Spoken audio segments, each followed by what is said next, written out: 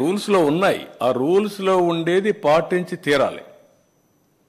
ఇంకొక ఆయన మాట్లాడుతున్నాడు. ఏం మాట్లాడతాడంటే ఒక ఆయన అయితే వాడు జనరల్ సెక్రటరీ పెట్టారు, అడ్వకేట్ ఎవరో ఒక అతను, పంది మాంసం బంగారం,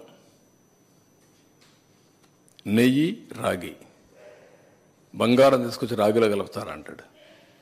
అంటే మనోభావాలు అంటే లెక్కలేదా మీకు? కనీసం మీరు కండెమ్ చేశారా?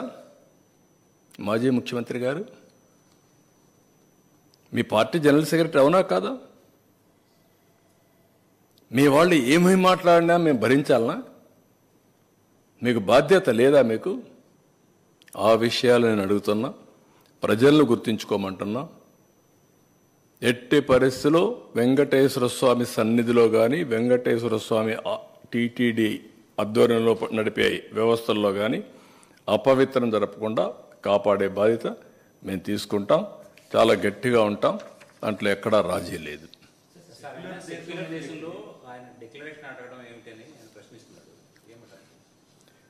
దేశం సెక్యులర్ దేశం.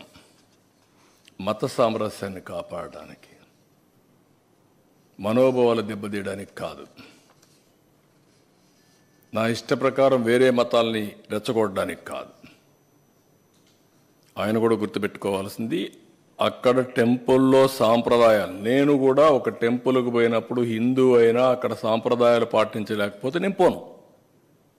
Be clear. కాబట్టి అక్కడ డిక్లరేషన్ ఉంది. ఉన్న డిక్లరేషన్ మీరు ఇవ్వకపోతే చిన్న చిన్న టెంపుల్స్ మీరు పోవచ్చు, అక్కడ డిక్లరేషన్ ఎవరు అడగరు. కానీ ఇక్కడ కొన్ని నిబంధనలు ఉన్నాయి. ఆ నిబంధనలు పాటించి తీరాలి, సాంప్రదాయాలను గౌరవించి తీరాలి.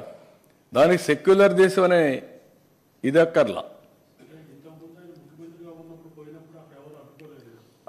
అడ్డుకోరు. నువ్వు ముఖ్యమంత్రివి, అందుకే ఇన్ని అపచారాలు జరిగాయి. అవే పరాకాష్ఠకి వెళ్ళాయి. ముఖ్యమంత్రిగా ఉన్నప్పుడు నువ్వు చట్ట వ్యతిరేక కార్యక్రమం చేశానని చెప్పడం కూడా సిగ్గేయాలి కదా. You will be the first citizen. Oath ఏం చేశారు మీరు? చట్టాన్ని గౌరవిస్తామని ఓత్ చేసావా లేదా? రాజ్యాంగాన్ని ఉల్లంఘించమని చేసావా లేదా? ఈ చట్టం జరిగిందా లేదా? చట్టాన్ని ఉల్లంఘించారా లేదా? దానిపైన కూడా మేము పైన యాక్షన్ తీసుకోవాలి కదా. అట్లా జరిగితే మరి అడ్డుకోలేదంటే ఎవరు అడ్డుకుంటారు? సీఎంగా పోతే ముఖ్యమంత్రిగా అధికారం ఇచ్చారు, కానీ దేవాలయంలో సాంప్రదాయాలు వైలేట్ చేయమని లేదు. మీరు గుర్తుపెట్టుకోవాలి. ముఖ్యమంత్రి అనే వ్యక్తి మొదటి రెస్పాన్సిబుల్ వ్యక్తి. చట్టాన్ని గౌరవించడంలో మొదటి వ్యక్తిగా ఉండాలి, సాంప్రదాయాలు గౌరవించడంలో మొదటి వ్యక్తిగా ఉండాలి. కాబట్టి ఇవన్నీ కరెక్ట్ కాదు. మైసూరుకి పంపించాల్సిన శాంపుల్ని గుజరాత్కి మొట్టమొదటిసారి ఎందుకు పంపించారు, ఏ అవసరం వచ్చింది అనేది ఇప్పుడు ఇంకో ప్రశ్న అడుగుతున్నాను. ఎప్పుడు మైసూరు